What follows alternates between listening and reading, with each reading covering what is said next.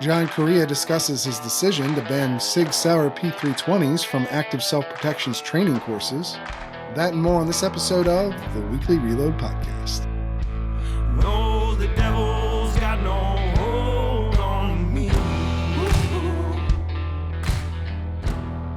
All right, welcome, ladies and gentlemen, to another episode of the Weekly Reload Podcast. I'm your host, Stephen Gutowski. I'm also a CNN contributor and the founder of thereload.com, where you can head over today and sign up for our free weekly newsletter if you want to keep up to date with what's going on with guns in America from a sober, serious perspective that focuses on hard news reporting and analysis.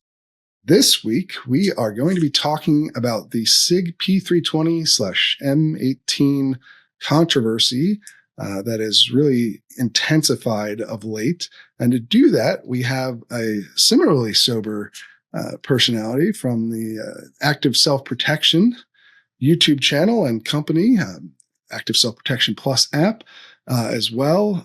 John Correia, who's the president of ASP, is with us again. He's the first time on the show in a while, but I appreciate you coming to join us here, John. Always appreciate hanging out with you, Stephen. I think there are too few folks coming from that kind of, good, sane, sober, moral, prudent perspective, and trying to bring some more light than heat, as it were. So that is the goal here. And I think that it can fairly be said of what you guys do over at Active Self-Protection as well. And of course, I on the Active Self-Protection News podcast with Mike Wilbur every week. So people should check that out if they haven't yet. But this week, we're going to be talking about P320. And I wanted to have you on because ASP is actually one of the training companies that now, according to a video that you released this week, does not accept the P320 in class anymore. And you actually haven't been doing it since the beginning of this year. And with everything that's going on with this gun, which is one of the most popular guns in the country, in addition to being every branch of the military's sidearm, I wanted to bring you on and get your perspective on this and hear about your decision-making process. But let's start off real quick. It's just like people know you from YouTube. They know you from the breakdown videos that you do, where you examine real life shooting encounters or other sorts of fights that occur, and you analyze that and give people advice on what to do based on these real world incidents. But you also, of course, do actual real world in-person training that's based on that knowledge, right? We do. So we have a second YouTube channel where we teach handgun skills as part of that channel as well. And then we do offer live in-person training. We have a national conference that includes live fire that's, range based as well. It's conference style. So there's a bunch of classroom stuff there too. So this year, I think we had 5 or 6 live in-person classes. And, we end up teaching somewhere in the 400 to 500 students a year range, which from the one perspective, you say, okay, wait a minute, that's not nearly as much as a big fixed school like Gunsight or Thunder Ranch. But from the perspective of, trainers in America, this is top 1%. Not very many trainers are going to teach 300, 400, 500 students a year in reality. We do full mea culpa in 2025 because my caseload as an expert witness got so high. I have not been teaching those classes personally. Those have been our chief marketing officer, Neil Widener, and one of the directors of our instructor program, Chris Bean, who have been teaching those. They're amazing. And so, yeah, we teach live fire classes and we travel to do those. So we do them all over the country. When we knew things were going weird, this was towards the end of last year, we really started having serious discussions about, hold on a minute now. We're starting to see some real evidence here beyond the anecdotes of problems here with uncommanded discharges. There's a big difference between a negligent discharge, an accidental discharge, and an uncommanded discharge. And so once we started seeing that, we started going, man, I don't think it's time to make a statement or anything. One of the things that we do that's kind of unique is that when somebody registers for one of our classes, we send them some pre-course information and also ask them to send us back some information about them. What other classes have you had? What holster are you wearing to make sure it's safe? And what firearm are you putting in it? Just so we know coming in what's going on. And starting basically first of the year, we said, okay, wait a minute. If you have a 320, there's enough smoke here that we're going to offer you a loaner gun instead. And if you can bring another gun, great. If you're going to, if you don't have another one, we have them for you. We have holsters, and you can borrow a VP9. Again, I'm a brand ambassador for HK. So, we have VP9s available for folks, or a CC9 if you wanted a small gun. And we start doing that first of the year. And then I just made the video that you're talking about just this last week, because it finally got so loud that I'm like, okay, I probably at this point, because of who I am, should say something about why we're doing that. So that's what we did. Right. And so just to give a little more clarity on the personal experience at ASP with this situation, one, how common were P320s or their variants in your classes before the beginning of the year? And two, have you actually had to, turn someone away or get them to use a loaner gun during one of these classes? Or is it just something where people aren't really using them anyway? Like, how's this been? How has it gone so far in the first 7 months? We had, they did show up. We typically, most classes we cap at 20 students. Somewhere in that ballpark, depending. And so you might see a 320 or 2 show up in that mix, sometimes no, but very commonly, yes. So when we would email those folks, we never, to the best of my knowledge, we have not refunded a student. So they have not chosen not to come to class. Either they have something else that they'll bring to class, or I do believe we had one student use a loaner gun so far this year. So it's not a very common thing, and again, we just dialogue back and forth with that student, and I do know we had one student at the very beginning of the year who said, well, wait a minute, this is my competition gun. It's got, 35,000 rounds through it and has been very, very reliable for me. So we did accommodate that student at the beginning of the year and allow them to use the gun. But we required them to be in an offset outside the waistband holster. We required them to be cold off the line, which we run a hot range normally. And we required them to be at their right-handed shooter. So we required them to be on the far right of the firing line so that there wasn't another student on that side of them. So, and because that was a known student to us and somebody who we knew could do those things well, then we okayed that. It didn't have problems. Student it's fine. And it was okay. So it hasn't been a major issue, but because it got so big in kind of in the world of concealed carry, at some point you go, all right, I got to say something so that people know at least kind of where we are, because there's been a lot of hot takes, Yeah. And so you presumably haven't actually experienced a uncommanded discharge with a P320 in any of your classes, though, to this point, right? That's correct. We have not had any uncommanded discharges. Not to say that we've never had a student have a negligent discharge in class. That will happen occasionally, and of course we'll deal with that appropriately, right? But we've never had an uncommanded discharge in class, and we'd like to keep that streak going. Thank you very much. Yeah, no, it certainly makes sense that you would want to take as many precautions as possible. It sounds like from your video, it was kind of a situation where there was too much smoke to ignore for you. I think you mentioned, obviously we've seen a number of videos have been out there of P320s firing without the trigger being pulled.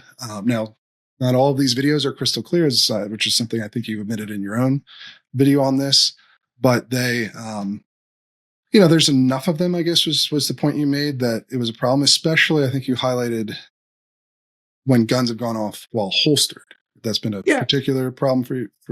Because so anytime somebody says the gun just went off, I'm skeptical. Guns don't just go off. And the vast majority of those times you expect that, and you say, wait a minute, man, I've been around the block a little bit. Okay, pull my other leg. It plays Jingle Bells. All right. Tell me what you did here to make this gun go off, because a modern safe action pistol will not go off on its own. That's like an axiom, right? And we always say holstered guns aren't pointed, because a holstered gun won't go off because the trigger guard should be completely covered. And so if you can't actuate the trigger, the gun won't go off. But what we started to see, what really started to kind of get after me and our senior leadership was that, the videos of guns in holsters with nothing else around it and not even touching the gun in any way, and the gun goes off. And there's multiple videos of that out there. And you go, okay, wait a minute. I don't know exactly what happened here. But when you start seeing 5, 8, 10 of those out in the wild of a gun in the holster, not being handled in any way, not being touched. And you might say, well, wait a minute, was there something inside there? Did they get, a hem of the garment in there that had a hold of it? Was there a string from a sweater or something in there?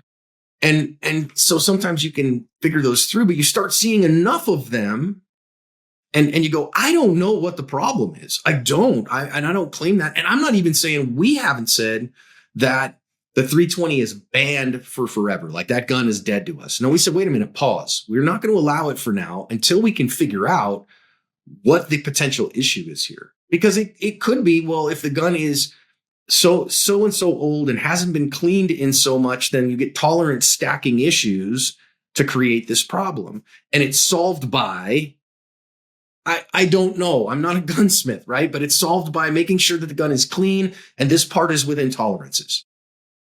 So it's not so much that you saw a video that or read a report that convinced you that there absolutely is something wrong with the P320 that's a problem across every model that's been sold. It's more that you think the totality of these incidents raises to the point where you're not comfortable having it on the line until you find out. What we would expect is, again, the standard has been none of this, right? The gun should never go off. And, you think about the other brands. Okay, so full mea culpa. Again, I'm a brand ambassador for Heckler & Koch. Okay, so I'm by any industry standard, they'd call me a shill. But somebody brings a Glock to class, that gun's not going to go off in the holster. It is a safe action pistol, right? Somebody brings a Smith & Wesson M&P. Somebody brings a Walther PDP. Somebody brings a CZ P01, or a P10. I could go on and on and on, right? Somebody brings a Springfield Echelon. That gun is if it's in the holster, is fine and no big deal. And to the point where we at Asprun, we run a hot range. Once we're loaded, if that gun is in the holster, it can stay loaded because it's fine. It's as long as you don't mess with it in the holster, it won't go off. And then again, we started seeing enough that I'm like, wait a minute now. Again, if we see a problem or two, I'm skeptical of that. That doesn't smell right to me. But I think we're up to something like over 100 reports at this point, and including seeing multiple on video. And so to me, I go, time out. There's a lot of smoke here, and I don't know what the problem is. And I don't know even that there necessarily has to be one, but at some point, we talk about this as an end user, right? You stick your calibrated thumb out there and you look and you go, that doesn't look right to me. Something is wrong here. And you ask the question to this as an instructor. Okay. So as the guy who we're doing something inherently dangerous, right? We are putting students under time pressure. We are asking them to make good decisions with a gun in their hand. We're doing an inherently dangerous activity in live fire firearms training. And so I do enough work in court as an expert witness that you go, okay, wait a minute. At what point do we say we know that this particular gun could be a problem? And if we don't do something about this, and God forbid something happens, well, then we become culpable for it. We become part of the problem because we reasonably should have foreseen that this could have happened. And with so many other good options on the market, I always say, listen, if this gun has it happen 100 times in 3 million units, that's not a big number. But if you're carrying, whether that's a VP9 or a PDP or a Glock 45 or pick any more of those, then it's 0 in 3 million numbers. And it's a non-issue in those designs. Then that risk starts to become unacceptable to me. And obviously this week we got news of a fatal incident involving SIG's M18 at Warren Air Force Base.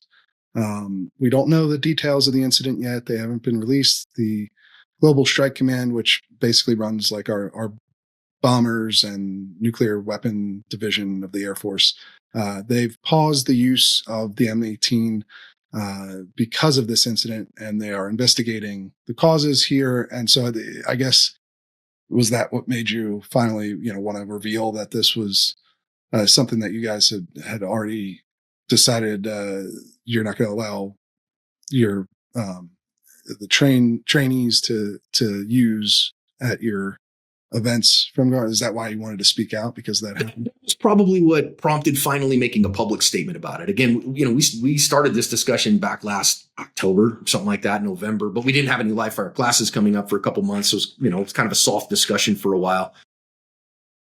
And then when it became time to make kind of a bigger statement, I don't want to create problems. And because I'm I have a large presence, when you make a statement, that starts to create other things. But, we didn't want to be first, second, third, or 22nd to make a statement. We're just like, we'll just handle this individually with students as we do.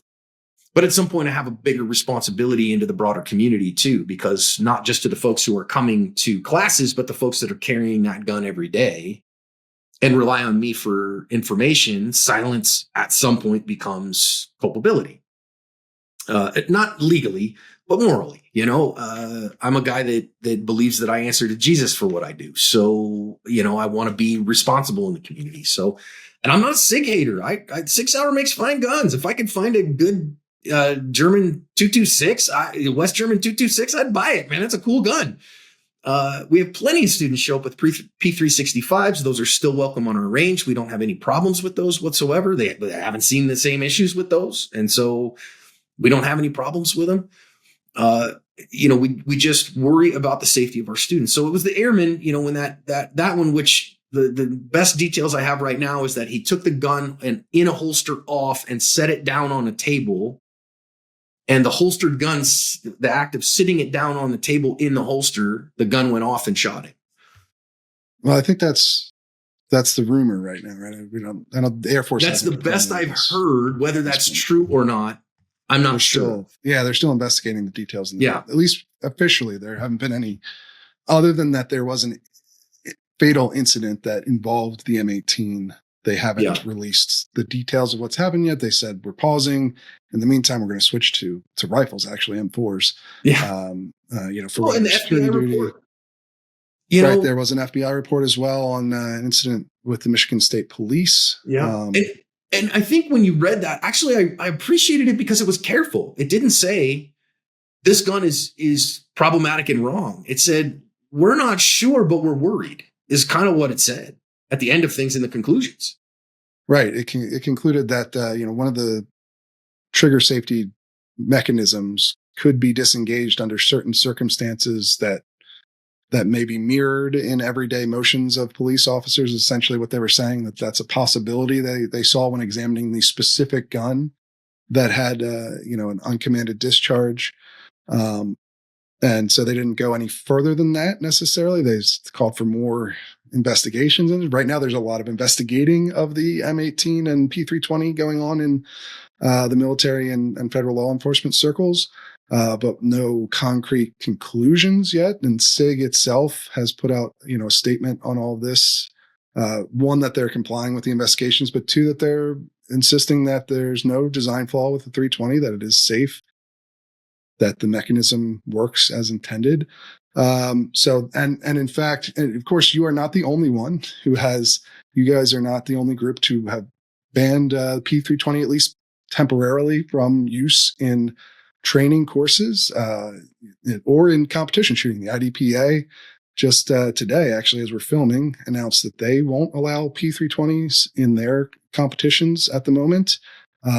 Additionally, the Washington State police training facility that they have up there has barred the use of P320s in training activity. And in fact, Sig Sauer has sued them over that decision. So SIG is certainly not confirming any problems. They're actively denying them and even suing over some of these decisions to keep the guns out of training courses, at least in law enforcement setting. And so, like I said, you're not the only one who's barred these things. We've also Not by a seen mile. So my challenge is with that is again, I have no beef with Sig Sauer Inc. I really like a lot of their products. We know that the 320 back in 2017, when it was released, it had a major issue that it wasn't drop safe. It just wasn't because of the way that the trigger is designed. And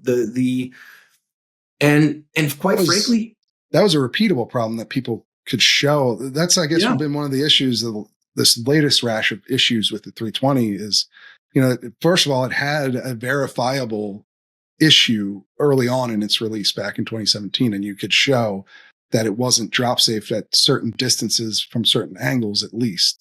And my challenge with that from a trainer's perspective was, again, I don't have any problem with Sig Sauer, but their initial response was very negative. This gun, no, it's fine. Everything's fine. And this gun is safe. And only after the videos started emerging from people dropping them and getting them to go off, once they couldn't deny that anymore, then they instituted their voluntary upgrade program. Which I do want to get more into the SIG's response to all this and some of the ways they've handled this and what you think of it later in the show here. But I first I want to talk about some of these lawsuits, right? So in addition to people barring the use of 320s at training programs or the military pausing in the wake of this fatal incident, you also have had a lot of lawsuits against SIG. I think dozens of lawsuits at this point claiming uncommanded discharges. But this goes back to something that you mentioned earlier, where this is not a new thing for people to sue gun manufacturers claiming that guns went off on their own, and it's something that traditionally people, more seasoned gun owners and trainers will think are frivolous claims in most cases. I will say that these cases so far, there have been two cases where juries have awarded the plaintiffs financial damages for, in both cases, uncommanded discharge, or claim of uncommanded discharge. However, in both of those cases, the central claim revolved around the idea that SIG didn't include an external safety on the gun, and that is an inherent design flaw that could have led to the discharge. Just to give you a quote from Pennsylvania case, law firm representing the plaintiff there, Saltz Bensky, said, quote, one of their lawyers said, Sig Sauer is the only gun maker to make a mass-produced sidearm that lacks an external safety to guard against unintended discharges. Now, my question here is, my guess is most people in the gun world and most gun trainers would disagree with the central claim in these two successful cases that SIG have seen. And it also goes to the New Hampshire law. There was a New Hampshire law passed to try and help SIG with exactly these kinds of claims. That's gotten a lot of attention. But I think what people miss about that law is it only bars claims like this that deal with the idea that not including an external safety, like a thumb safety, something of that nature, right, is an inherent design flaw and a safety problem. Because I think most people in the gun world would disagree with that. And I think you also probably disagree with it, right? I disagree with that premise. And I disagree with the fact that a lack of a thumb safety is a safety issue on a striker fired gun, because we've got 40 years of history now to tell us otherwise. But also, I will say again, this is my opinion here. Okay. I've been admitted as an expert in enough cases now and involved in enough cases on the criminal side, mind you. Okay. So I'm talking criminal juries here, and criminal juries and civil juries, same people, but different standards of care.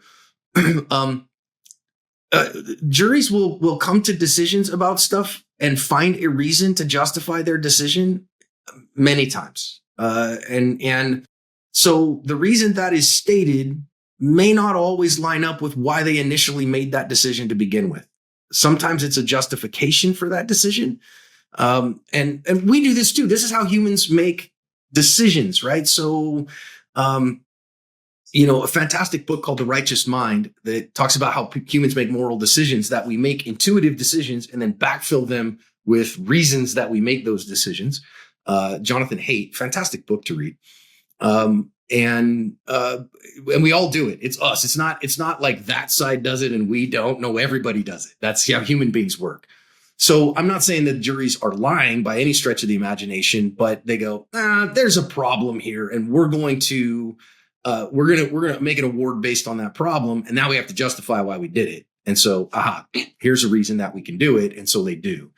So I would disagree with this manual safety being the issue. Right. So from your point of view, and I think a lot of people would disagree in the gun world, it's super common for people who conceal carry not to choose guns that don't have external safeties, intentionally so, right? Because they don't want to have to take that extra step of taking the safety off before you fire in a life-threatening situation. That's kind of the meta, so to speak, of the concealed carry world at this point, I think. Yes. And it's super common on carry guns across the board from pretty much every company. You can get them usually with safeties, but I would say the majority of people buy them without the external safeties. Still, even though that's the core of these two cases that have seen jury awards, not necessarily settlements, because I think there have been some other ones that SIG has settled.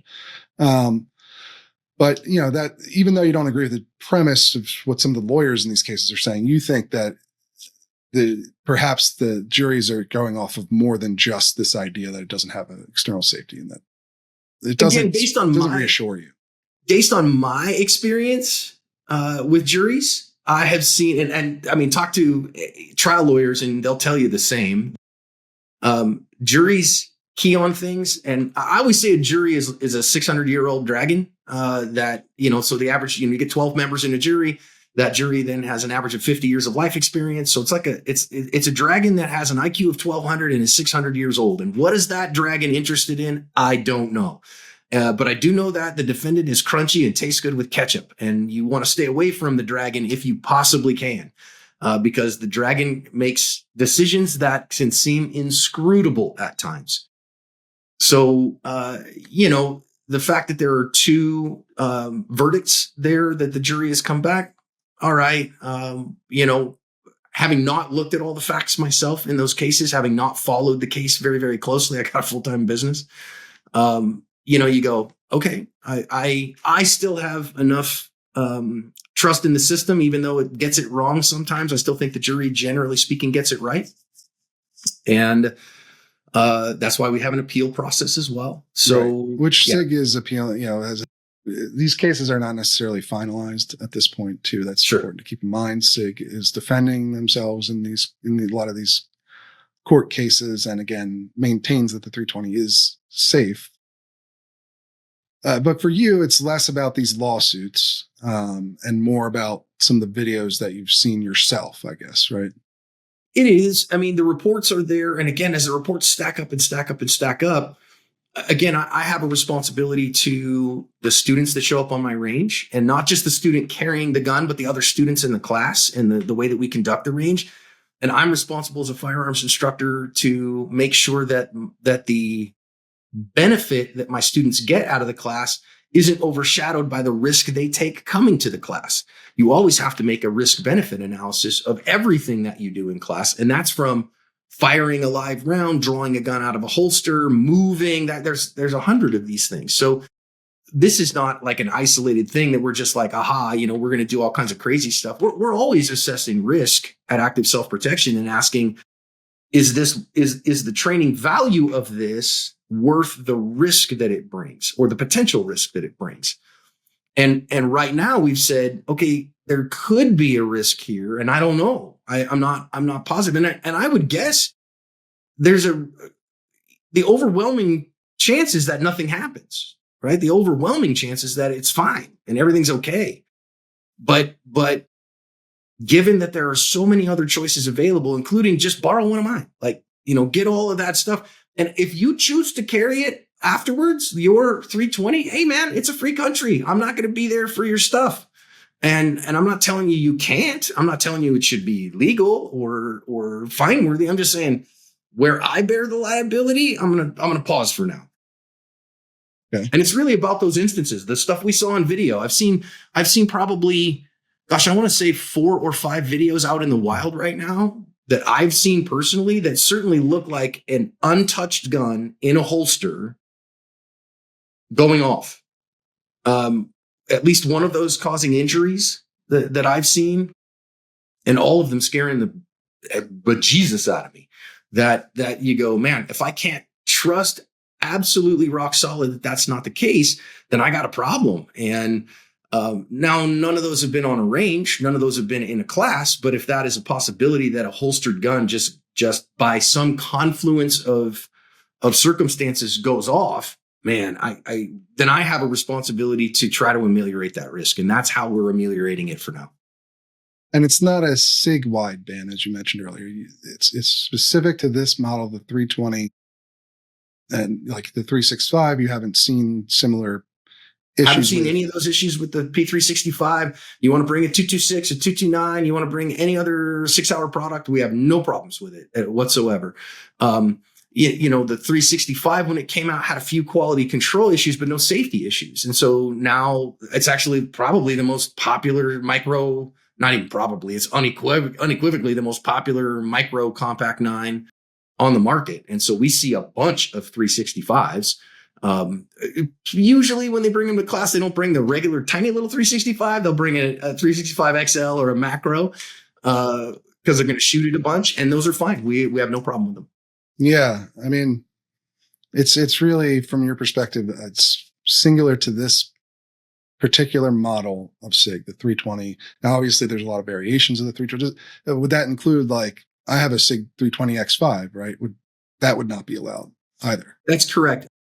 I think so. Any variant of the 320 right now, and that's what almost everybody who has paused them or banned them outright is doing, because there's something maybe potentially going on inside of the fire control unit that that's the transferable piece, right? So that fire control unit comes out of your grip module and goes into something else, and the way that it's interfacing with the slide to make the gun go off, it's a potential that there's something going on in there, and even to the point, again, as a non-gunsmith, I'm very respectful of a master gunsmith like Bruce Gray, and Bruce is saying, I can't find a problem. Yeah. Although isn't that kind of one of the issues, I guess, at play here is like, that's the there issue, seemed right? to be something going on, but nobody can fully identify exactly what's causing it, so it can't easily be fixed. Well, and so let me take it Maybe out. There isn't one singular problem with it. Maybe it could be a bunch of know. those. So that's, if we take it out of that issue, like, okay, so, hey, Stephen, how do you know somebody's a pilot? Don't worry, they'll tell you. I fly little planes, right? And imagine if, and I'm certainly not accusing anybody of this, but, Embraer makes regional jets that fly all over the country, right? So all of the major carriers fly Embraers. And imagine if one particular Embraer, the MB-145, we had 2-3 accidents that just happened with the Embraer, and people were hurt. And all of a sudden we go, whoa, what's going on here? Well, we don't know. And so because we can't recreate what the problem is, I think everybody would be like, time out, man. I don't want to fly in that right now. I'm worried about that. This is the problem that Boeing had with the 737 MAX. And until they identified, here's what the actual problem is. Here's how we're going to rectify that problem. Because originally they said, there's no problems. This is fine. Everything's okay. So that same thing, like, wait a minute, there are other options you can fly here. Like, you don't have to fly the Embraer. You can fly the Bombardier, man. Fly the CRJs for now. Like, let's hold off until we figure out what the problem is. Once we figure out what the problem is and solve it, then we can go back to use. Yeah. And so the bottom line here is it's not SIG generally. That's the issue. It's not all of their designs. It's this one particular model. And you've seen too much smoke to think there isn't justifiable fire somewhere here, but we don't, but you're not confident that the problem has been figured out and worked out to this point. So you're not allowing it on. It clearly hasn't been figured out. I mean, SIG denies that it exists. And so we're even trying to come to a consensus. I think we've come to an industry consensus, but not with Sig Sauer, that something is wrong. And Speaking of which, by the way, just to get back to what you spoke this a little bit earlier, is the response from Sig, right? As I mentioned, they have definitively said there is no safety issue with 320. But Sig's approach to this from a PR standpoint, I'm interested in your thoughts. It's certainly we can start with the 2017 drop safety. You criticized the way they responded to that as well. Like, well, first they said it wasn't a problem, then they offered this voluntary upgrades. I mean, is the voluntary upgrade program, it sounds like you weren't happy with that solution to that identifiable, repeatable problem. Well, because it was an identifiable, repeatable problem, saying, well, if you're okay with it, then just keep it. But if you have a problem, well, then you can send it into us and we'll install this new trigger. Right. And that has a little less weight in it. And so that deals with the problem. Oh, okay. But of course, that costs them. At its core, every company in America only has trust. Like, your consumers have to trust that what they buy from you is going to function in the way that it's intended to function. And that's regardless of industry. And when you lose that trust, that can be hard to build back. Now, they did after the drop safety issue. I think people eventually got over it because, okay, so the ones that have sold so far, if you want to send it in, great. And then going forward, we'll put the fix in the guns. And so this won't be a problem.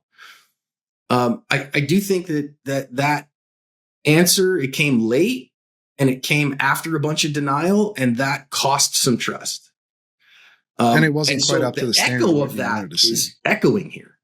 Yeah, right. So that started off a kind of a bad mark for the gun to begin with. And then now you have these questions, years down the line of uncommanded discharges that aren't related to drops. And you think that's the initial response hurt their credibility? I think so. I mean, in my opinion, it did. And I mean, at some point you start asking, okay, wait a minute, has this gun got the mark of Cain on it? Is there something here that there is, again, not the least of which is, if this gun had never had any problems and all of a sudden they start showing up, we might ask, wait a minute, is there a quality control issue that maybe later guns are having a problem? And I don't pretend to have all the answers there. This is not different than, and I don't mind saying this, like Smith & Wesson, when they came out with the Shield, the M&P Shield, right? Fine little gun, fine little micro compact. And then when they started making them and blowing them out for like $200, I bought one because they were super cheap. But what we found on the range was some of those little cheaper ones, when they really started pumping them out, they started having quality control issues in there. And they sometimes weren't as reliable as we wanted them to be. And so we started seeing some repeatable problems, not safety issues, but reliability issues. And so we started saying, oh, gosh, guys, I don't know that gun is a great idea unless you thoroughly vet that particular one, And that actually makes me wonder, and this is something I've wondered for a long time. I mean, because you could see it in, I don't know, Ruger Mark IV had a issue where it could fire when you switch the safety. They had a recall for that. The Remington 700 could fire unintended. There's a big lawsuit over that. Taurus has had issues. A lot of brands have had issues with their guns, especially the subcompact 9mm. Not necessarily all safety related, like the 320's issue is perhaps a bit more serious than, the 365's light primer strike issue when it was first released. But at a certain point, you start to feel like, is the whole industry just kind of, testing their products on the customer? I don't know. Is that fair? Is that too broad? You do these classes, you see people come through with all sorts of different guns. You keep a running tally of how they perform too. We do. What is it unfair to say the whole industry has a problem, or how should we look at it? I think I've seen it that way. I think in the value tier brands, you mentioned Taurus, you mentioned Ruger, and I don't have a problem with either Taurus or Ruger. They make a gun that people use. But, when you're in the value tier like that, you're going to see the occasional problem. You better make sure that you've thoroughly tested that particular model that you have, that copy that you have. When you get into the quality tier,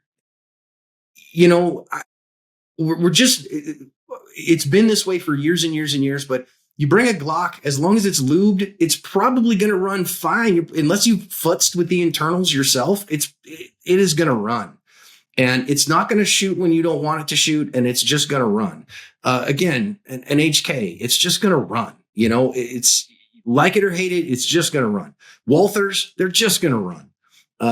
So you think there is a difference between brand? Yeah, it's a branded thing. You know, again, you bring a Beretta 92, that gun is going to run. So the quality, the higher quality brands, we just don't see those same number of problems show up in. And that's why, especially because Sig Sauer is certainly considered to be one of those quality brands, and they have had that reputation, and they're not in the value tier in the price category. And so we expect them to run. We expect them to be correct. We expect them not to have problems. And so this time around, they've been, I would say, even more aggressive in pushback on the idea that the 320 has problems than during the 2017 drop safety issue. They put out a statement in March that was very aggressive towards critics, and frankly went over very poorly in the gun world, I think. What's your reaction been to this latest round of SIG's PR on these questions surrounding the 320? Yeah, it's, as a guy who owns a business, it just, it shocked me, frankly, that their statement back in March, I was kind of slack-jawed reading it, going, oh my goodness, who the heck wrote that? And I can't, the attorneys allowed that to go out. Like, my guess is nobody consulted them, but, or ignored them when they did. And because it was super aggressive. Like you said, I was like, wow, that's not going to be received well. And it wasn't. And this latest one, it's again, as somebody who runs a business, it's almost a master class in how to ruin your brand reputation. And I don't know how it's going to end up. And I hope at some point they figure out what the heck the issues are and fix them and then move on. That would be my ultimate goal, because they've got so many of them in the market. I like robust competition. I know plenty of people that shot 320s competitively, and they really like a lot of the features on the gun and the way that it shoots. And so I hope they can right the ship, but boy, are they eroding the trust in their brand like crazy right now. Yeah. I mean, I have, like I mentioned earlier, I have a 320X5, one of the early 320X5s, and really enjoy that gun. I like it a lot. I've used it in competition. I don't know, but what should I do with it? From your point of view, your video, you basically recommended people don't use these 320s for anything but maybe a range gun, and be especially careful when they're doing that, right? Yeah.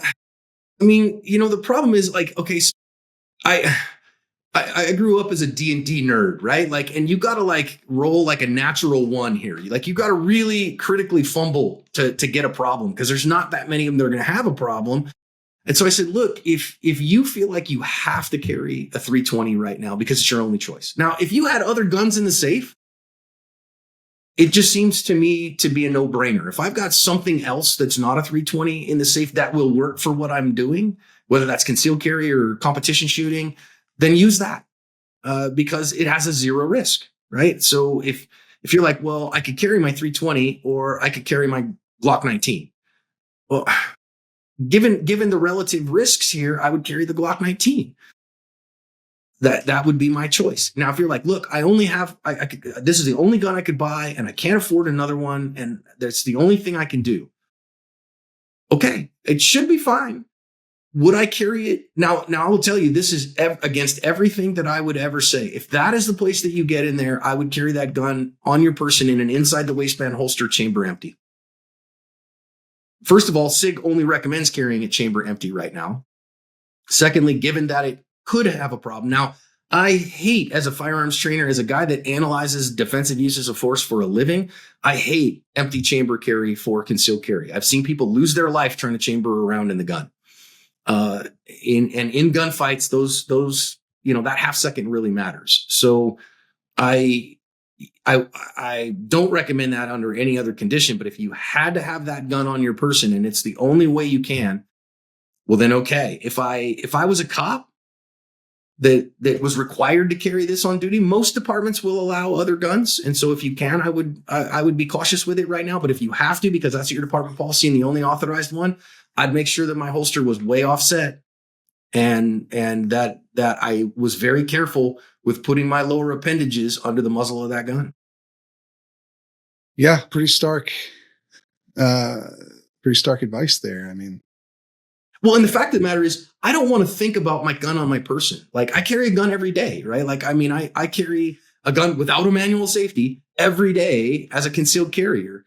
And I don't want to think about it. I don't want to have to put any thought into my concealed carry. Yes, right. Yeah, you want it to fire when you pull the trigger, and you don't want it to fire when you don't pull the trigger. I mean, that's exactly what we base right. all of our safety rules around in the gun training community, right? So if a gun is going to get that's the whole concept around gun safety, is that the gun won't fire unless you pull the trigger. And right. So if you can't be confident in that, it's very hard to recommend loading a gun like that. Now, again, going back, this is a lot of smoke. We don't necessarily have that. There've been some videos that try to work out a repeatable malfunction that have gotten to some level of it, but not. I don't think anyone has really not without trigger movement yet. Yeah, I don't know that anybody's really identified what could be the potential causer, and you kind of wonder if maybe it's a couple different things go.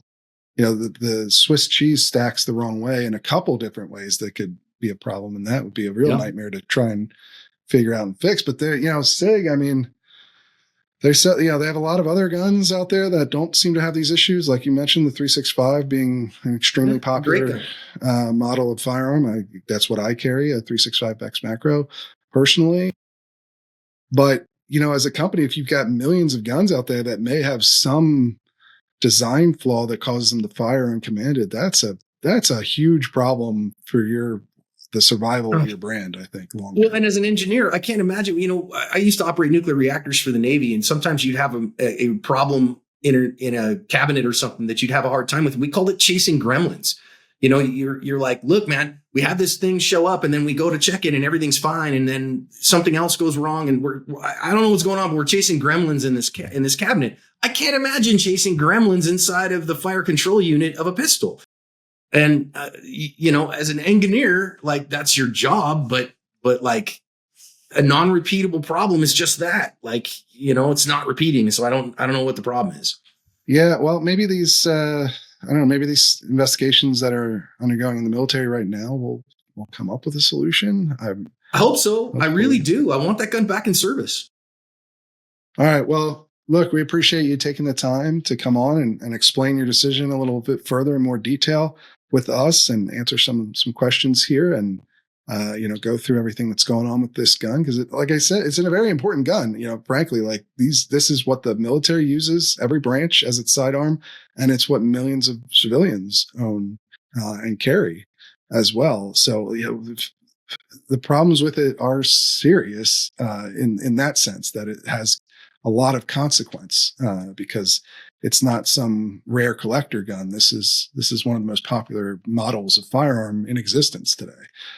So it's important. It's like the F-150 of guns. It's like just out there. There's just millions of them out there. So, it's a big issue. We got to get it fixed. Yeah. Yeah. So we need to get to the bottom of what's going on at the very least and see what, hopefully we'll have more answers in the future, but it's why I thought it was important to cover. And I thought you'd be a good person to come on and give your expertise on it, especially because you have direct experience with it as a trainer.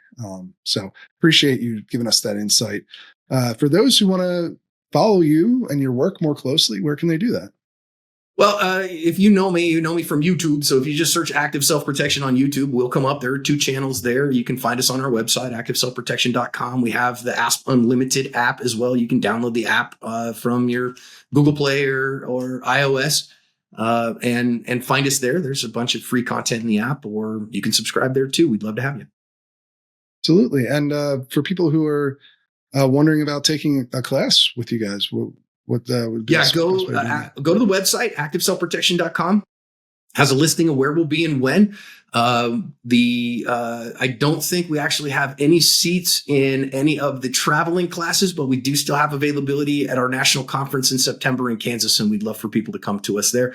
That's all a fundraiser. It's a 100% charity event that actually costs us money to put on because we give everything to the charity. So you make a donation to help a abused and abandoned foster kid go to camp for a weekend, and then you get to come train, and it's super fun. Great cause as well. So people should check that out. And appreciate you being on.